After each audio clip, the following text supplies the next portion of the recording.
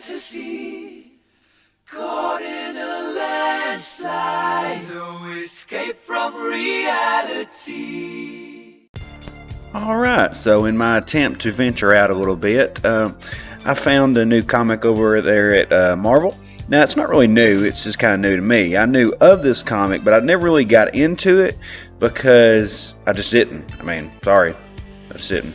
I don't think it's really aimed at my age bracket either, so that's probably why I didn't ever really get into it. But let's talk about this comic book a little bit. It is called Monsters Unleashed. It's issue 9. We're on Learning Curve Part 1. That's the arc. And this cover here looks pretty fun. You've got this green creature coming up out of the honey. You've got these giant bees attacking him, and the boy's riding the bee.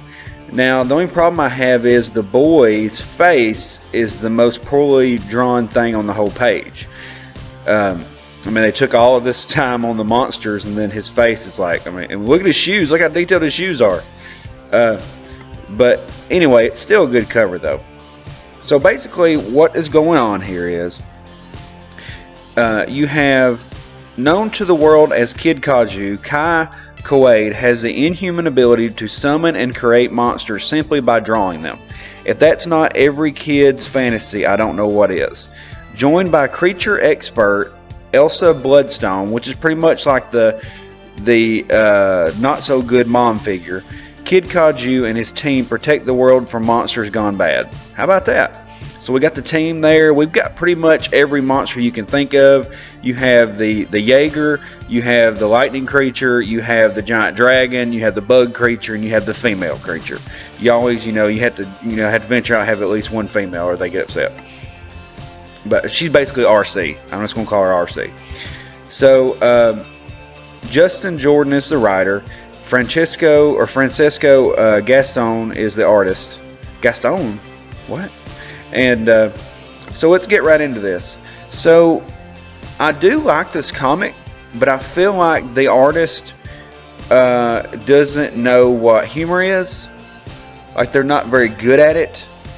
But other than that, it's a pretty good comic. You can get by that stuff, but it's aimed for kids, so he doesn't have to be funny. Kids are going to laugh at anything.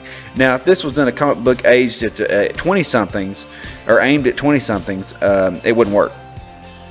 So basically, you're at the home of agribusiness and seriously unwise sciencing. Oh my God, I missed that the first time. Oh, home of agribusiness and seriously unwise sciencing. Stop using the word sciencing. Oh gosh. So the guy basically runs into the scientist's office, says we have a huge problem. Haha, pun intended. The bees are attacking. So they used PIM technology on the bees. It went wrong. Surprise, surprise.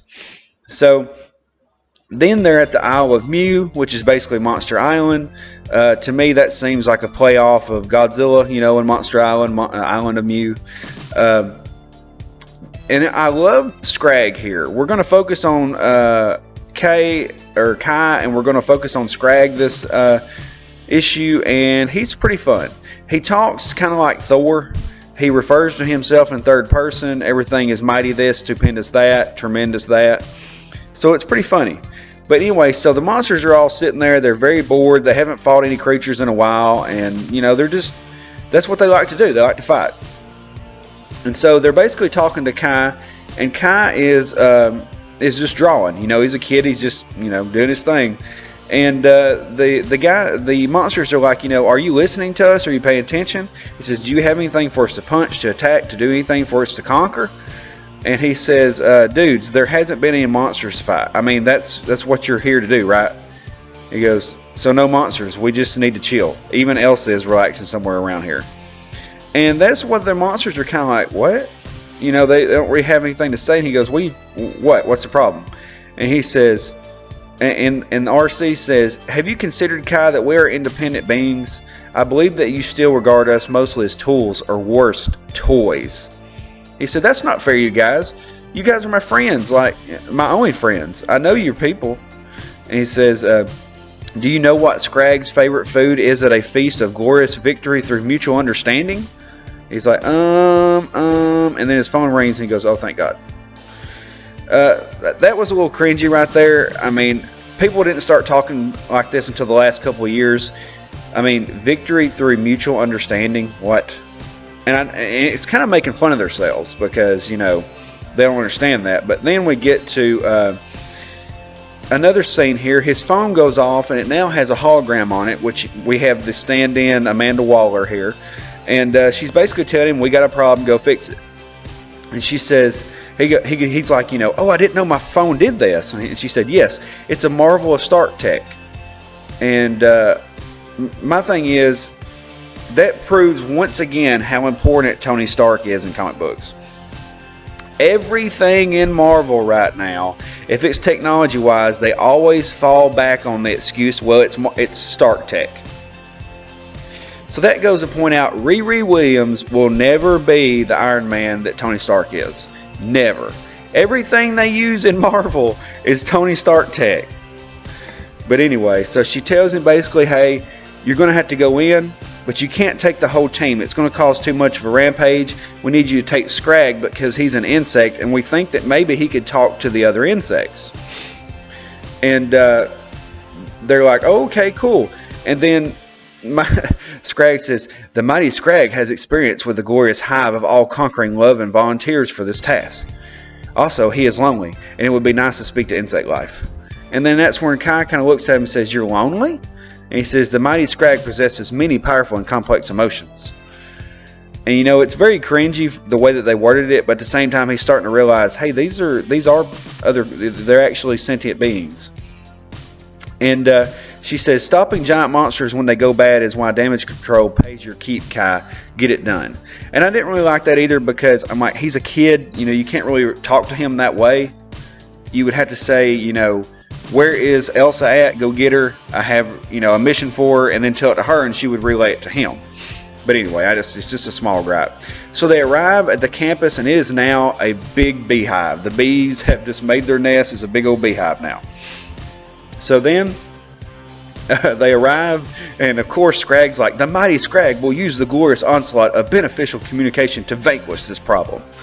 He grows on me more and more because he's just so hilarious when he talks. So basically, they decide to go try to talk to the bees, and he says, you can talk to these dudes, right? And he goes, Scrag believes that with terrible patience and unwilling dedication, communication is always possible. Although he admits he has not spoken Hivish since he came here. So then they're flying around, they're trying to talk to the bees, and the bees just start trying to attack him. You know, they're trying to sting him. They don't understand. He's like, oh, whoa, wait a minute. So in this disruption, Kai falls off. When he falls off, you know, very cartoonishly like, he falls on a bee. So then he's holding on to a bee for dear life. Scrag's trying to catch up with him. And so we have that whole hostility going on. So then as they're flying around, he's trying to talk to the bees, and Kai's like, I think you're just making them angrier, Scrag. I really like less making them angry and more getting me off the giant bee. You know, they try that kind of humor, it doesn't really stick. And Kai, he says, Kai, you're in immediate danger. And he's like, no, they're taking me to the beehive. So, of course, you know, what do? They take him to the hive. Scrag, like, stumbles through the hole to try to get to him. He falls into the hive, and what happens? He's immediately right there in the Queen's den. You know, that's the classic kid monster movie story. And here's something right here that I didn't really like. He says, okay, right, fell into the Queen's chambers. Okay. I mean, on one hand, I didn't break all my bones, but on the other hand, I might be developing a fear of falling. Womp womp. That would have been funnier if he said, I mean, on one hand, I didn't break all my bones, but I may also now get eaten by this giant queen. I mean, that's something like that. I mean, that's not even going that far out, but that would have been funnier. And then he looks at them, and they're all zip, zip, zip, zip, zip, and he says, I totally come in peace. I was like, oh gosh. But then, you know, I love this part here because back before he started saying this, Scrag flew in there and he says, the mighty Scrag approaches. I thought that was funny. And then in here he says, the mighty Scrag demands a peaceful exchange of ideas. It's just funny. I don't know. It's so silly and funny, and it's almost like that he's making fun of SJWs or something. They don't really know that they're doing it, but it is funny. So the bees are attacking. He uses one bee to smack the other one. He says, Scragg does not think they are listening. Perhaps fighting them is the only way to achieve this glorious resolution. He goes, no, I don't believe that. They haven't hurt anyone, and I don't think they want to. We just need to find a way. And then he looks at the bees, and they're moving around. They're moving their bodies. They're talking, and that's what they're talking about before. They use movement to talk. So what does he do? He runs right up to the queen and starts shaking his butt at it. He's like, I really hope this works. So he starts shaking his butt, and the bee's like, oh, you speak bee. And so they all stop. And then at that point, he understands this, and he says, dance, Scragg, dance. And he says, the mighty Scragg sees the value of non-vocal communication. And then he starts shaking his hips, and it's the funniest thing I've ever seen. He's dancing, he's like, zip, zip, zip, zip, zip. So then the bees, all stop. They now understand what he's saying. And he says, the mighty Scragg has informed the majestic queen that they are in danger and that Kid Kaiju can provide assistance. And then the bee talks back and he says, the glorious queen says that this is their hive and they have nowhere else to go. And the boy says, that's a problem, but I have a suggestion. So they're watching, and then all the bees fly away, and then they all fly to, I'm guessing this is, they don't really say it, but I think this is the island of Mew, with the other monsters. And then Elsa finally shows up, and she says, they're bees. I hate bees. I despise bees. They're quite nearly as bad as clowns. I don't know that she would really talk like that, because she looks like a gunslinger to me. I think she would have said, I hate bees almost as much as I hate clowns. That would have made more sense. The quite nearly part kind of And he says, I think they're kind of cute. And she says, they're the size of lorries, you lunatic. I can't believe your parents agreed to this. So she must have an English accent. They're trying to do an English accent and talking, and it just comes off like a robot. So Scragg is telling him all about how he won, and then the other one's like, Scragg, tell me more about the part where he used an insect to hit another insect. And so as they're talking, he says, I haven't been thinking. I kind of treat them, the Kaiju, like they're toys, not people, And she says, and? He says, I think I should do this again. If I work with them alone, maybe I can learn something. And they said, oh, that's a really good idea. And she says, well, there's trouble. There's evil rising up in the Pacific. I have to go. And that's when we get the end of the issue. And he says, next issue, evil in the Pacific.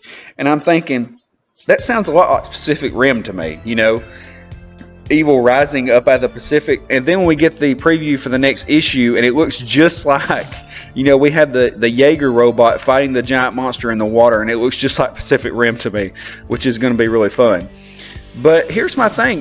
This is a pretty good comic, don't you think? I mean, I don't know if you remember that show Beetleborgs. It was kind of like a Power Rangers knockoff. But in it, I think the bad guy drew the creatures on the paper, and then the evil villain brought them to life. And so it really, kind of resonated with me. The story, I related to it. It was fun. You got giant monsters. I love giant monsters, so it was good. Something else I want to point out is the life lessons it kind of teaches in this comic, because basically it teaches you how to have a friendship with somebody. You don't use them. It's a mutual respect for each other, and there's kind of a life lesson for kids in this book, and I think that's very important. I think that's something that Marvel is lacking here lately, with the whole alt life people that are robots and don't really make sense. They need to understand that kids read these and they get their values from it, and it's important that they have proper values. So I do think this is a good example of that. And I don't really see a lot of advertisement for this magazine. They'll advertise it like once a month or something like that, not really a whole lot, but I don't know how well it's selling, but you should really shove this down the kids' throat. This and Moon Girl and Devil Dinosaur is the niche for the little kids, and I think that's the only reason this has went as far as it has, because I don't see in the top 20 ever. So it's a very niche market, but it would be really fun for kids, so I really suggest this. But the dialogue, as you could tell by what I pointed out, is very cliche, very kind of alt humor. you can tell there's slight SJW innuendos in there because they're just not funny. SJWs are not funny, and they're just not good at humor, and it comes out in their writing. So the story is still good. It's just if you read it as an adult, you're thinking, oh, what is this crap? But I still really suggest it for kids. I think they'll like it. But yeah, that's all I got to say. Hit the like button, hit the subscribe button. I hope you enjoyed this video. I hope you enjoyed this book, and maybe you'll give it a shot for little kids and whatnot. And we'll see where it goes. But all right, guys, I'll talk to you later. Underground Geek out. I wish I knew you when I was young.